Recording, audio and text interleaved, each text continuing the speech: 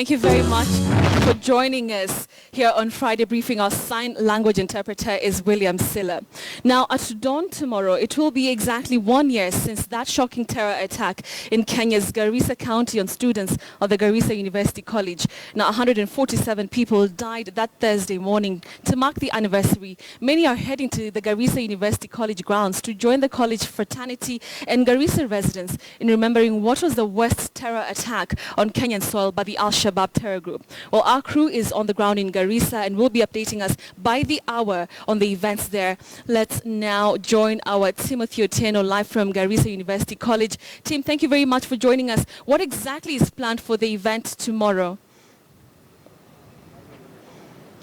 Well, thank you so much, Betty Chalo. We are live at the Garissa University College just on the eve of the first anniversary following a heinous attack that saw over 147 people lose their lives exactly a year ago when on the morning of Thursday, the 2nd of April 2015, 5 gunmen raided this institution, attacking students indiscriminately. Now, exactly a year later, a memorial service will be taking place here. A list of activities, key among them are interfaith prayers that will be taking place here tomorrow, exactly 1 year after the attack. Now, the interfaith prayers will be graced by religious leaders from both the Muslim and Christian communities here tomorrow. And after that service, then a 5-kilometer marathon will be kicked off, a peace marathon that is going to be taking place from the Garissa University College throughout Garissa town and concluding here. But of course, the activities will not be ending even as the country marks the first year anniversary of an attack that saw students, 147 people die, 142 of them being students of this institution. There will be an overnight vigil taking place here tomorrow at the Garissa University College. But of course, the anniversary will be marked not only here at the main campus and at the ground zero where the actual attack took place, but also at the Moi University main campus in Eldoret, where the survivors of the attack were transferred, and they will be marking and having interdenominational prayers at the Moi University main campus. 650 of them housed at the main campus in Eldoret, as well as those who will be marking it here. Of course, activities here in Garissa will be spearheaded by the Governor Nadif, Honorable Nadif, the Garissa County Governor, as well as the Member of Parliament for Garissa Township, Honorable Adin Duale, tomorrow. Now, this is actually, I'm standing right in front of one of the monuments that will be unveiled, and the monument behind me has been engraved with the names of those who lost their lives on Thursday, the 2nd April 2015, exactly a year ago. And this is one of the monuments that will stand on these grounds and will be as a resemblance and a remembrance of the lives that were lost on that day. A raft of activities that are going to be taking place here, even as the media and even as KTN takes stock a year later of the security situation, not only in the campus, but of course also in Garissa town as a whole. And of course, we have been working day and night to ensure that our coverage will be comprehensive. There is a report that I had filed and will be airing tomorrow, known as Scars of Terror, just talking about the survivors and how they've been able to cope and manage with the trauma a year later. Betty, back to you. Right. Thank you very much, Timothy Otieno. Of course, the KTN team is on the ground and will be updating us by the hour tomorrow. Now, we have forgiven you, but only God can change you. That is the message that parents of one of the student victims of the Garissa University terror attack have for the masterminds and collaborators of the atrocities. Well, KTN's Carol Nderi brings us the sad tale from the family of Charles Kaguru Wanyiri, who represents hundreds of families that are now left with only memories of their children.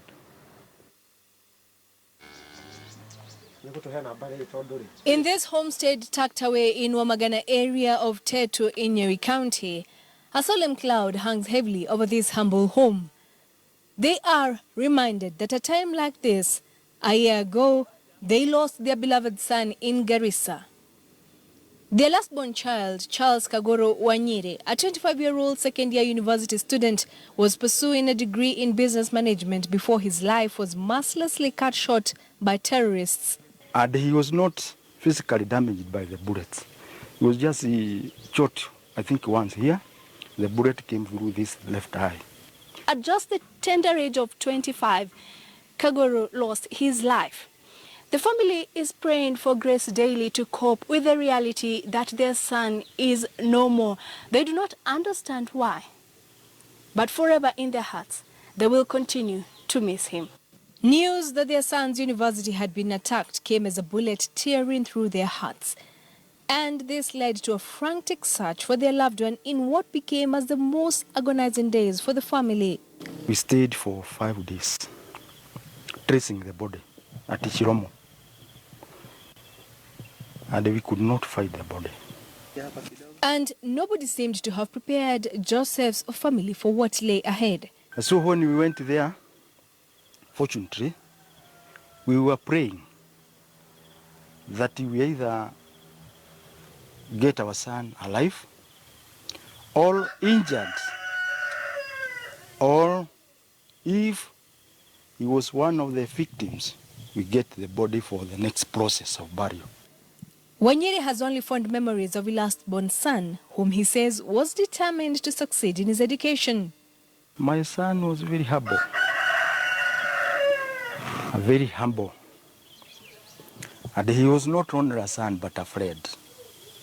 He was our last-born. Kaguru's father fears that the family may never come to terms with the loss of their loved one. His 93-year-old grandmother, Milka Wangeshi, wails every time a stranger steps into the compound. Hawa ni machetani. Kiona watu wanaua watoto, na yule mtoto ambaye ni your hope. Kwa nini hawakuenda huko karibu na tumesikia? Mimi nilikuwa huko Garissa. Na there is a camp, an army camp, just near the college. Why didn't they go there? They wapambane na hao majeshi na kuja kuua watoto wetu. Hard as it might be for them, they pray for grace and peace. We, the parents, we have forgiven all those who did that. Na tugeomba Mwenyezi Mungu, wale ambao wako na mafikira kama hayo, those who are being radicalized, those who are their masters, it's only God who can change their minds. Sio ati ni silaha ama ni sophisticated weapons from these superpowers. No. Besides the 100,000 shillings they got to cater for their son's burial expenses, Wanyiri says the family is yet to receive any monetary help from the government. The Chinese government, however, gave this family a small token to help them out, but Wanyiri refuses to disclose the exact amount they got. They are hopeful that the days ahead will get better for them, even as they continue to miss the late Charles Kaguru Wanyiri. Nderi. Well, you can, of course, talk to us via the number 22155. Just text in there. And of course, tell us where you're texting us from. Or you can also reach me on Twitter, #FridayBriefing. Or you can also tweet me at Betty M. Kialo. And we'll be taking a look at your views shortly. Now, in the war on terror, Kenya has had to fight two battles simultaneously. As the Kenya Defense Forces take on Al-Shabaab militants, the Kenyan society has also been struggling to contain radicalization that lures Kenyan youth into joining the terror group and executing acts of terror. KTN's Dennis Onsarigo now takes a look at the face of radicalization.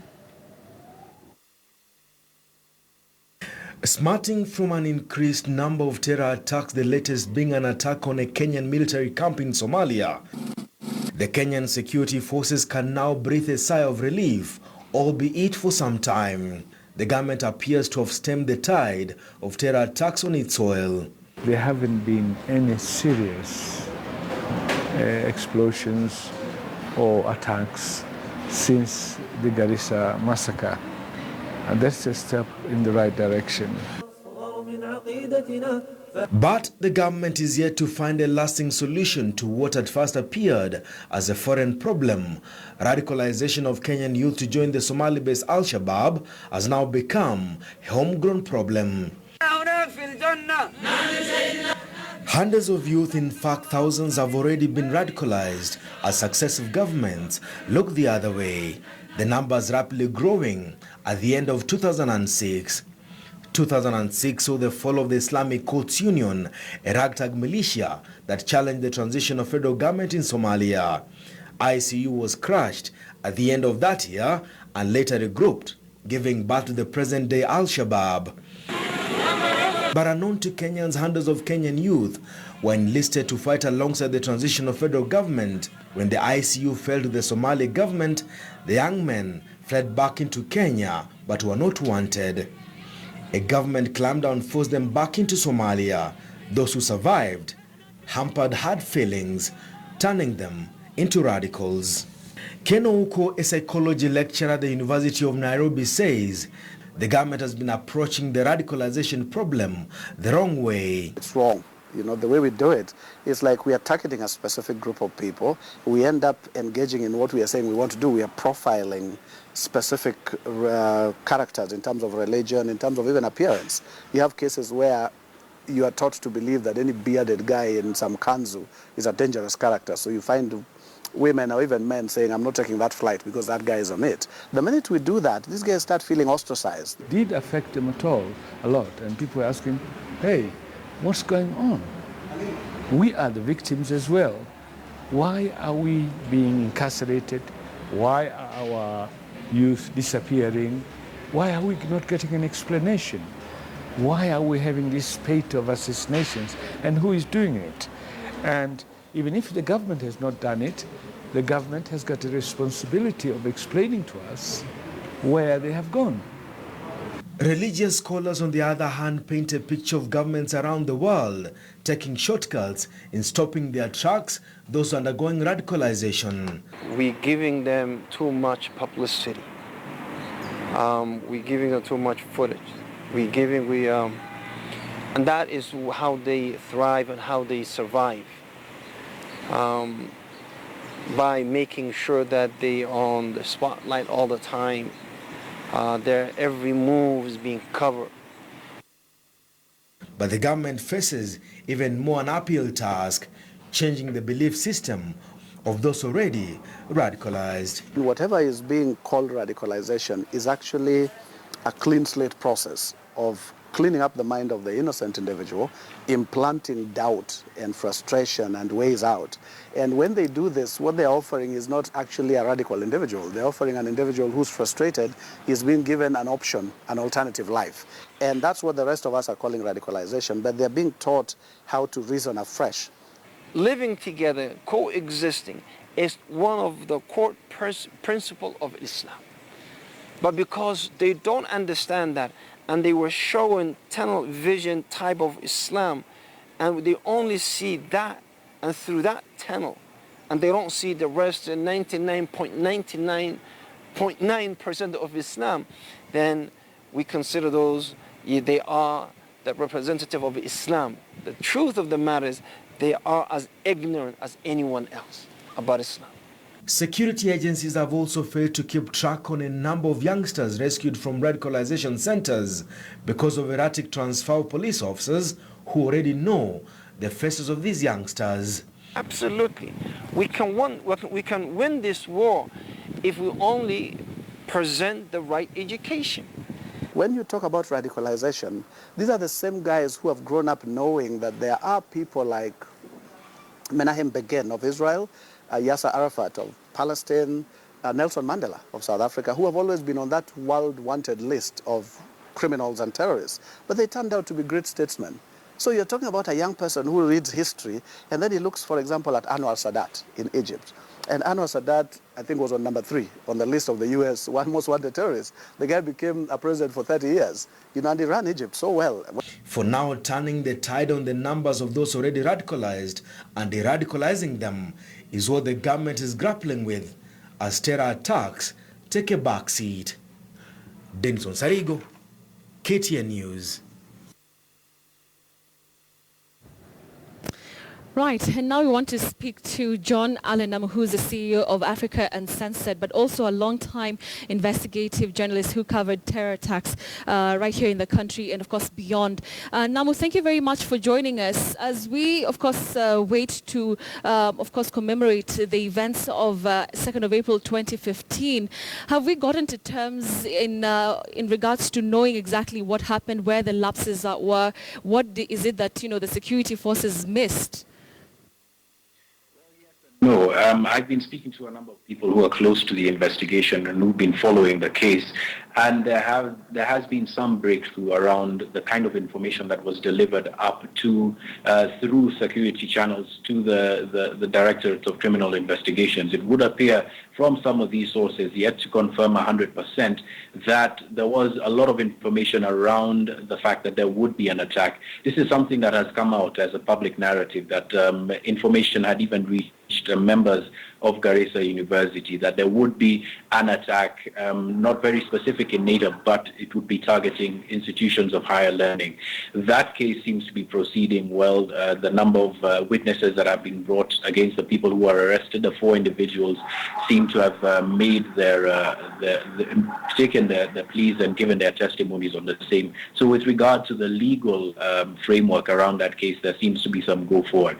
Why I say no is because there are a lot of questions around whether lessons have been learned after that very brutal attack on April the 2nd, which we're commemorating tomorrow. In northeastern Kenya, it can be said that there have been some lessons, or at least some learning points, with the government listening to the pleas of members of parliament from that region and governors from that region, having Kenyan Somalis police some parts of that region, therefore being able, at least in terms of culture and language, to be able to get over a barrier that had been something quite serious for the police. But the Al-Shabaab cannot be said to be completely defeated. There have been a number of attacks and incursions in the recent past. They have been able to move with relative freedom all the way down from Lamu up to different parts of Wajir and Garissa. And this is in spite of Operation Linda Boni, as well as some of the other security operations on that side of the Kenya-Somalia border. So there still are quite a number of questions. And a thing that people often miss about the fact that there are no attacks is that Al-Shabaab seems to be focusing a lot of its energies on trying to disrupt the Somali election that is set to be coming up this year and disrupt the politics there. So in that sense, Al-Shabaab seems to be a very malleable force that, in terms of intelligence, we might not be 100% in terms of trying to stop them or truncate some of their movements within the country. Betty. Right. Thank you very much, John Allenham, for your thoughts on this one. Of course, like I mentioned, tomorrow KTN will be having wall-to-wall coverage of the anniversary of that horrible and terrible terror attack that took place last year at the Garissa University.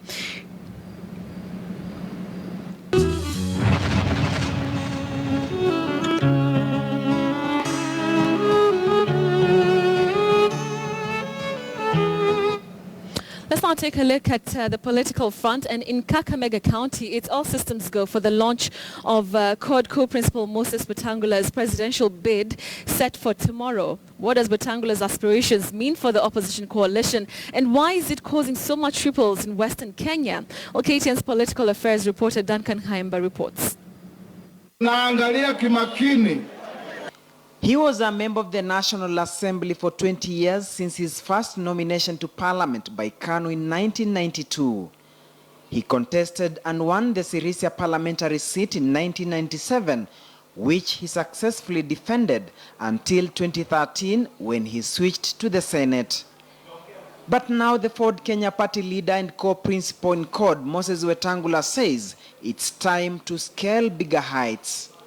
I'm running for the presidency of Kenya because I'm able to be the president of Kenya given an opportunity. The seasoned politician, who is a lawyer by profession, believes time has come to step forward and lead Kenya, a statement he'll be sending from his Western Kenya backyard at the historic Muliro Gardens a few hours from now.